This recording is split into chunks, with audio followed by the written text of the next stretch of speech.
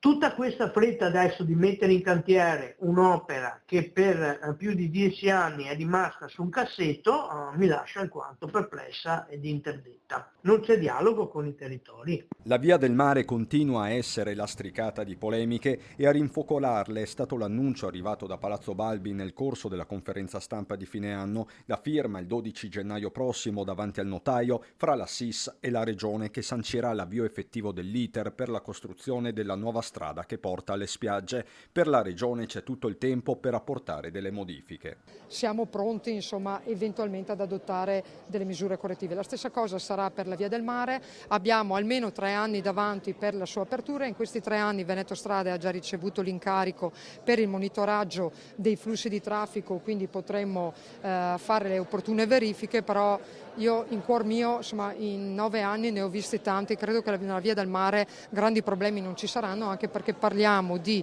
19 chilometri che per percorrerli parliamo di 2,50 €, quindi non di grandi cifre. Ma buona parte dei sindaci, soprattutto trevigiani, non ci sta. La verifica andava già fatta, dicono, lo stesso tracciato doveva già essere presentato anche per capire dove e come si intrecciano Treviso Mare e Nuova Via del Mare, con tutte le conseguenze sulla viabilità secondaria. Più che Via del Mare è tutto in alto mare, dicono dal PD regionale i consiglieri Zanoni, De Zottis e Montanariello, che sottolineano come non siano stati diffusi nemmeno i dati di traffico. E a proposito di strade, da Roncade non se ne esclude nessuna, nemmeno quella che porta dritto al TAR. E chiaramente la Regione fa le sue valutazioni e noi faremo le nostre a tutela degli interessi dei nostri territori.